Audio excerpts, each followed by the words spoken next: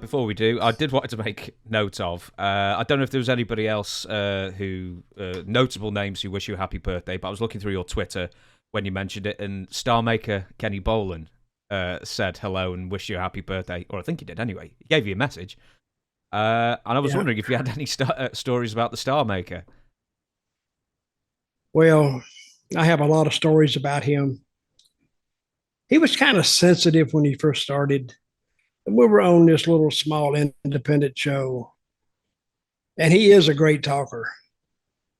And the voice he's got, you hate him automatically. It's not what he says; it's how he says it.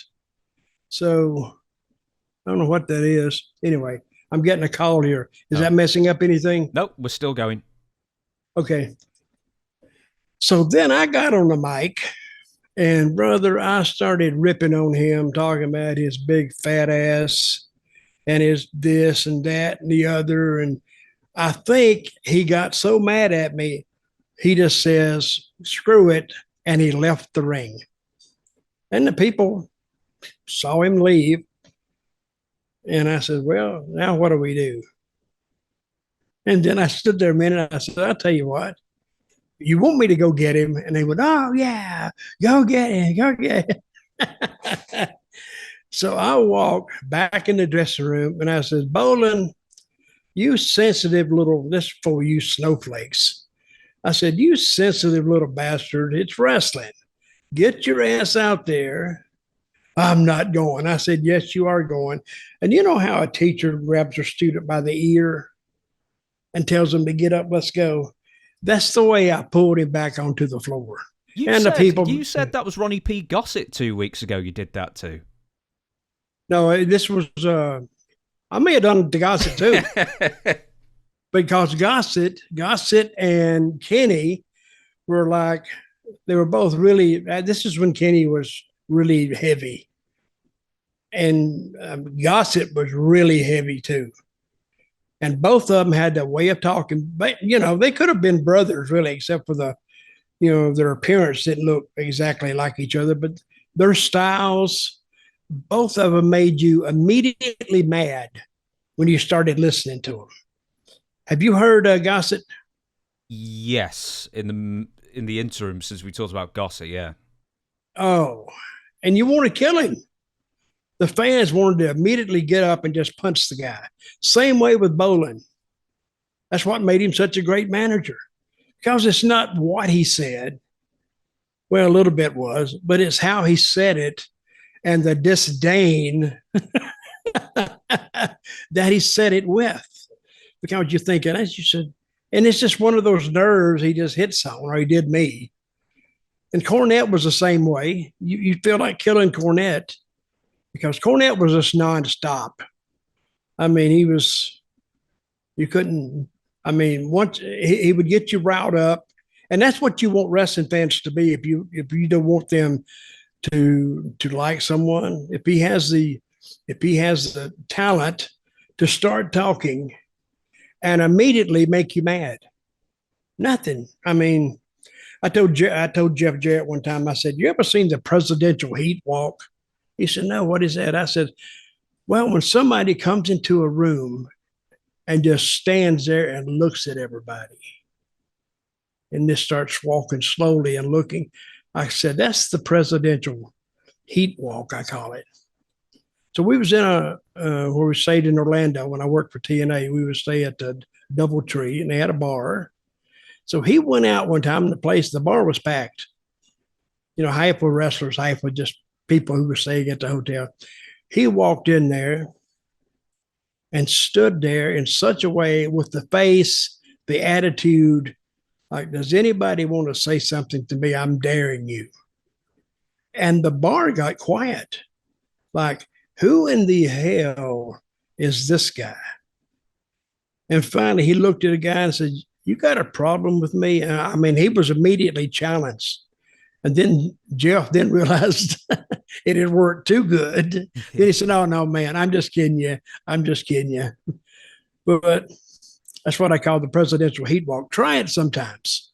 I mean, but be prepared to defend yourself because somebody is going to say something. But anyway, I'm talking about. I let him back out there, Bolin, and said, "Let's continue the match." People liked it, but he is Bolin just and Gossett. They just had that. People probably don't know who Gossett is. You can look him up on YouTube. That's the beauty of YouTube. You can go back and find these guys that you would ordinarily never have any idea who they were. But that's what they had. And I hated both of them. Of course, I ended up liking them later on. When did you first meet Bolin? Was he hanging around with Jim Cornette in the, late 70s, early 80s kind of thing? Or did you meet him later on? Well, I don't know. I think he's like cancer. He just grows on you. He just shows up at different spots where you don't expect him. And where did I meet him? I can't tell you where I met him. He was in OVW for a long time. I think before WWF started working with him. No, he's from Louisville. So he grew up with Cornette. But Cornette didn't get him in the wrestling business. They were just huge fans on their own. And both of them got into the business, on their own, basically, I think. I think Jimmy Cornette used to be the photographer, not the official photographer, but he could get into the matches that Jarrett promoted, and Jerry Jarrett's mother, Christine, she would do a lot of towns up and around Louisville and Evansville, Indiana. So that was her territory.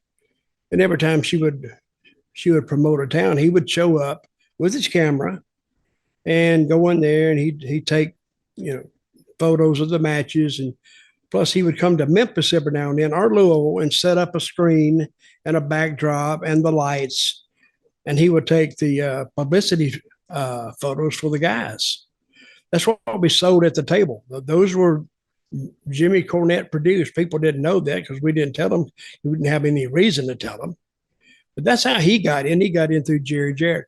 Bolin got in, I think, through another promoter named Nick Gulas, who was notoriously noted in the wrestling profession as the worst payoff man in the business. That's where I got to saying, one good thing about him was he paid weekly, very weekly.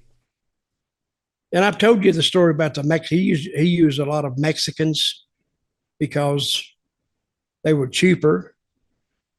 And one time a Mexican wrestler walked by him. He said, "Excuse the accent, but this is the way he said it. Mr. Nick, I only make $70 that week." And Nick said, "God damn, boy, ain't what you make, it's what you save." And I always remember that about Nick. But he was probably notoriously the worst payoff man in the business. And but that wasn't for top guys. He'd have to pay top guys because they'd leave. But it was guys breaking in and, guys wanting to get a start because he could pay them that, and they had no recourse unless they wanted to quit and go somewhere else. That's what they thought they were getting when they hooked up with his company. But I cannot remember when the first time I thought I met Kenny Bolin, but it was through Cornette. Well, I think Kenny occasionally watches this, so hopefully he'll tell us. I was going to say your accent was getting towards Ricky Ricardo. Hey, Lucy, you got some splaining to do. It was headed towards Ricky Ricardo. Wasn't he Mexican? Probably. He was Cuban. He was Cuban. Yeah. But it's the same thing. You know what I'm talking about. Yeah.